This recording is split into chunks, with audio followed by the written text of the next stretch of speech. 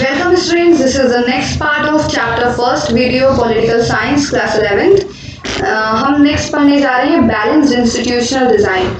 एक ऐसी institutional design जो कि बैलेंस है। Constitution are often subverted not by the people but by small groups who wish to enhance their own power. जो constitution होता है वो ज़्यादातर subverted होता है, dominated होता है not by the people, लोगों द्वारा नहीं, लेकिन मतलब पूरी सोसाइटी के नहीं उसे मतलब सबवर्ट करती होती है, लेकिन एक स्मॉल ग्रुप जो होता है वो क्या करता है, चाहता है कि वो अपनी पावर को एनहेंस करे थ्रू द कॉन्स्टिट्यूशन और उसको सबवर्ट करता है। Well crafted constitution fragment power in society intelligently so that no single group can subvert the constitution.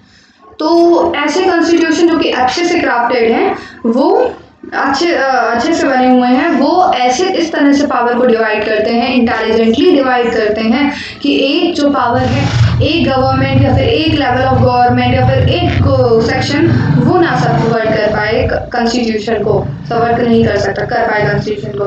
One way of such intelligent designing of a constitution is to ensure that no single institution acquires monopoly of power. तो ऐसा जो design होता है constitution intelligently, जो वो क्या कहता है, वो इंश्योर करता है कि कोई एक single institution monopoly of power नहीं एक्वायर करेगी। This is often done by फ्रेगमेंटिंग power across different institution. तो एक इंस्टीट्यूशन को ना देके कई सारे लेवल्स या फिर कई सारे डिफरेंट इंस्टीट्यूशन को पावर दे दी जाती है। The Indian constitution for example horizontally fragments power across different institutions like the legislature, executive and judiciary and even independent statutory bodies like election commission. तो इंडियन कॉन्स्टिट्यूशन जो है हमारा, वो किस तरह से पावर को डिवाइड करता है, हॉरिजॉन्टली डिवाइड किया है पावर को, लेजिस्लेचर, एग्जीक्यूटिव एंड जुडिशरी, और कुछ स्टैट्यूटरी बॉडीज भी दी गई हैं जो कि खुद में इंडिपेंडेंट है, वो होती है वो इलेक्शन कमीशन जैसे हमारा है। तो लेजिस्लेचर क्या होता है, लेजिस्लेचर, एग्जीक्यूटिव, ये ऐसा नहीं कि लेजिस्लेचर उससे बड़ा है एग्जीक्यूटिव से या जुडिशरी छोटी है, ये सारी एक इक्वल पावर वाली हैं, अपनी अपनी कुछ उसकी पावर्स होती हैं और बैलेंस होती हैं।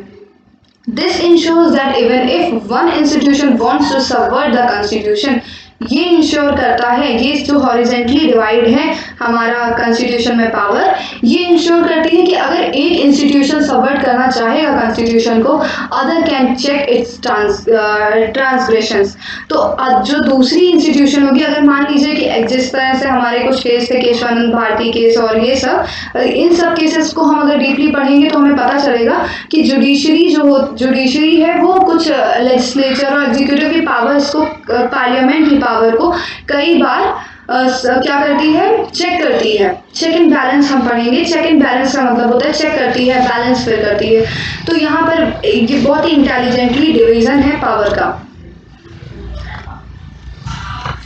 An intelligent system of checks and balance has facilitated the success of Indian Constitution. तो इसी तरह का चेक एंड बैलेंस जो हमारा सिस्टम है, इंटेलिजेंट सिस्टम है, वही सक्सेसफुल, वही रीजन है कि इंडियन कॉन्स्टिट्यूशन आज इतना सक्सेसफुल है। Another important aspect of intelligent institutional design is that a constitution must strike the right balance between certain values, norms and procedures as authoritative and at the same time allow enough flexibility in its operation to adapt to changing needs and circumstances.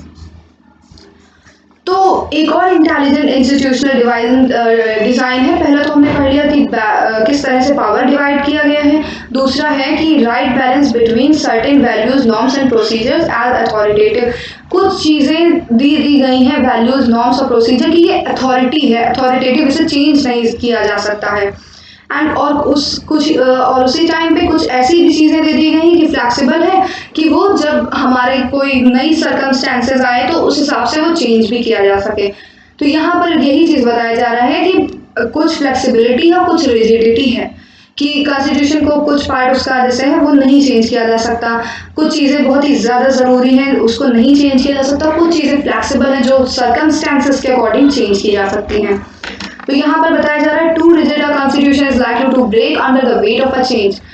मतलब अगर कोई change होता है तो ऐसा constitution जो बहुत ही rigid है, जिसमें कोई भी चेंज नहीं आ सकता है, तो उसमें अगर कुछ नया सर्कमस्टेंसेस ऐसा आ जाता है कि उसको चेंज की ज़रूरत है, वो चेंज नहीं हो पाता तो वो ब्रेक हो जाता है, टूट जाता है। A constitution that is on the other hand too flexible will give no security, predictability or identity to a person। तो एक ऐसा constitution जो बहुत ही ज़्यादा flexible है वो लोगों को security नहीं दे पाएगा कि वो कभी भी कुछ भी change हो जाएगा, प्रेडिक्टेबिलिटी भी नहीं देगा और आइडेंटिटी भी नहीं दे पाएगा, एक बेसिक चीज़ नहीं दे पाएगा क्योंकि वो बहुत ही ज़्यादा फ्लेक्सिबल है अपने नेचर में। Successful constitutions strike the right balance between preserving core values and adapting them to new circumstances। Successful constitution होता है वो right balance between preserving core values, मतलब कि कोर वैल्यूज के बीच में राइट बैलेंस बनाता है और अडॉप्ट करता है, मतलब कि नई जो सर्कमस्टेंसेस है उसके अकॉर्डिंग वो चेंज भी होता है। तो कुछ चीज़ें प्रिजर्व करता है, ये चेंज नहीं होंगी, और कुछ चीज़ें अकॉर्डिंग टू सर्कमस्टेंसेस चेंज हो जाएंगी। You will notice the wisdom of makers of the Indian Constitution in the chapter on the Constitution as a living document, chapter 9। तो हम लोग ये पढ़ेंगे चैप्टर 9 में कुछ ऐसी चीज़ें क्यों हमारा इंडियन कॉन्स्टिट्यूशन लिविंग डॉक्यूमेंट कहलाता है। The Indian constitution is described as a living document. Living document हमारे कॉन्स्टिट्यूशन को, इंडियन कॉन्स्टिट्यूशन को कहा जाता है। क्यों कहा जाता है हम पढ़ेंगे।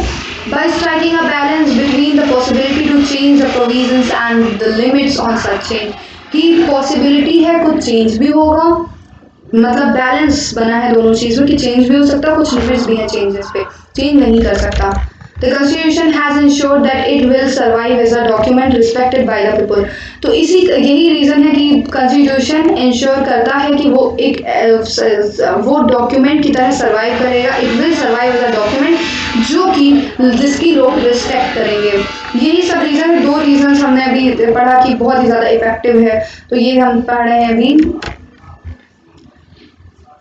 This arrangement also ensures that no section or group can on its own subvert the constitution। ये सारी चीज़ें जो हमने अभी पढ़ा कि किस तरह से पावर की डिवीज़न है, और दूसरा हमने पढ़ा कि जो बैलेंस है बिटवीन, मतलब कि फ्लेक्सिबल वर्क नहीं है, बहुत ही ज़्यादा रिजिड नहीं है। तो ये सारी चीज़ें होती हैं, इन रीजंस की वजह से कोई भी एक सेक्शन या फिर कोई भी एक ग्रुप सबवर्ट नहीं कर सकता हमारे इंडियन कॉन्स्टिट्यूशन को। Therefore, in determining whether constitution has authority, you can ask yourself 3 questions कि कॉन्स्टिट्यूशन के पास कोई अथॉरिटी है कि नहीं। ये हम खुद पूछ सकते हैं 3 क्वेश्चंस सोच के या फिर पूछ के। Were the people who enacted the constitution credible, क्या जो लोग बनाए कॉन्स्टिट्यूशन को क्रेडिबल थे। This question will be answered in the remaining part of this chapter, हम आगे पढ़ेंगे। Secondly, did the constitution ensure that power was intelligently organised so that it was not easy for any group to subvert the constitution. तो और दूसरी चीज़ ऐसी ये कि क्या कॉन्स्टिट्यूशन ने इंश्योर किया कि जो पावर है वो बहुत ही इंटेलिजेंटली ऑर्गेनाइज और डिवाइड की गई है कि कोई भी सेक्शन, कोई भी ग्रुप सबवर्ट नहीं कर सकता उसको, किसको, कॉन्स्टिट्यूशन को। And most importantly, does the constitution give everyone some reasons to go along with it. क्या रीज़न दे रहा है, ये हमने अभी पढ़ा कि क्या रीज़न, कुछ ना कुछ रीज़न ज़रूर होना चाहिए कि सोसाइटी में कि कॉन्स्टिट्यूशन उसे लोगों को प्रोवाइड करे कि उसके साथ लोग चले।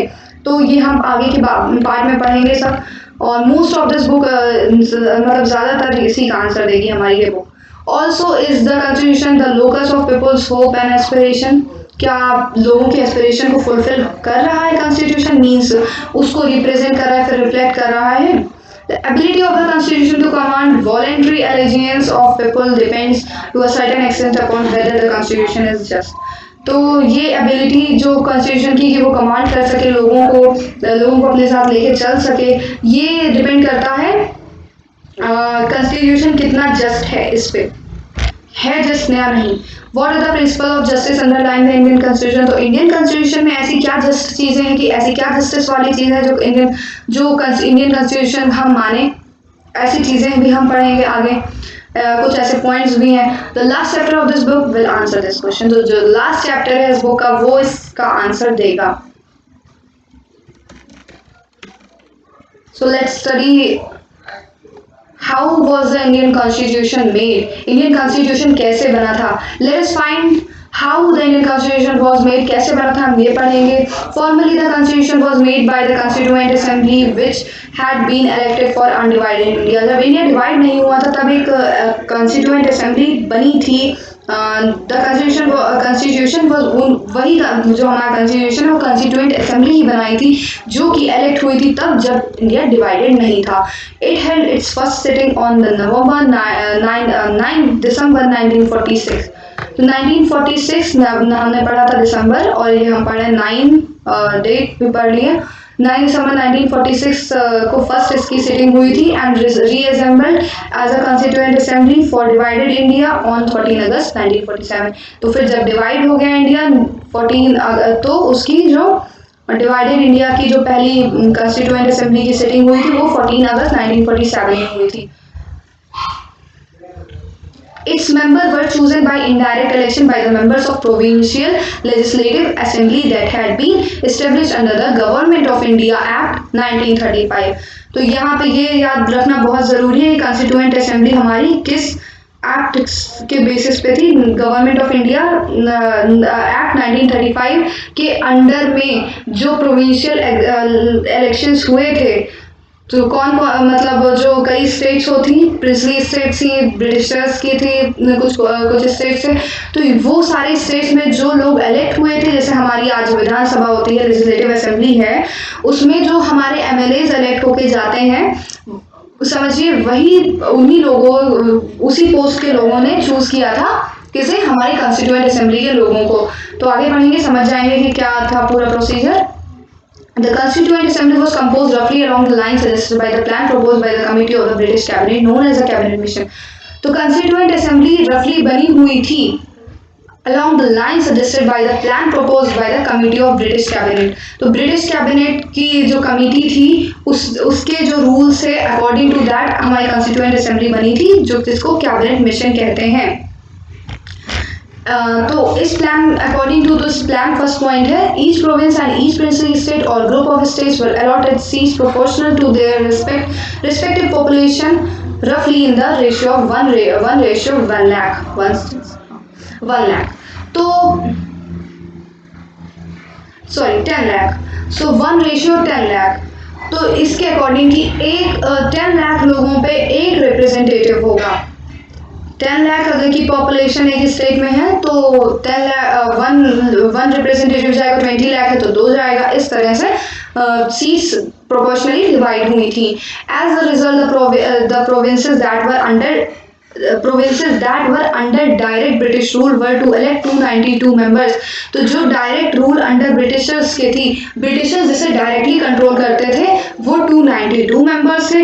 while the princely states were allotted a minimum seat of 93 मतलब मिनिमम ऑफ 93 सीट्स. तो प्रिंसली स्टेट्स वो थे जो कि जिसको हमारी जो ब्रिटिश गवर्नमेंट थी वो उसे इनडायरेक्टली कंट्रोल करती थी. प्रिंसली स्टेट्स के जो जैसे हेड होते थे या फिर हम कह सकते हैं किंग होते थे वो उनके अकॉर्डिंग चलते थे. किनके? ब्रिटिशर्स के अकॉर्डिंग. तो वो डायरेक्टली नहीं उसे रूल करते थे. ब्रिटिशर्स उसे नहीं रूल करते थे. प्रिंसली स्टेट्स के हेड रूल करते थे अंडर द रूल्स ऑफ. वो किसकी बात मानते थे? ब्रिटिशर्स की ही मानते थे लेकिन रूल वही करते थे. तो ब्रिटिशर जो प्रोविंसेस थी जो ब्रिटिश रूल के डायरेक्ट कंट्रोल में थी वो 292 मेंबर्स और जो नहीं थी डायरेक्ट कंट्रोल में जो प्रिंसली स्टेट्स थी वो 93 सीट्स को उन्हें वोट लोगों को भेजना था. The seats in each province were distributed among the 3 main communities. 3 main communities में जो प्रोविंस की सीट्स थी वो डिवाइड हुई थी, डिस्ट्रीब्यूट हुई थी मुस्लिम, सिख्स और जनरल्स. मुस्लिम, सिख और जनरल लोगों में in proportion to their respective population.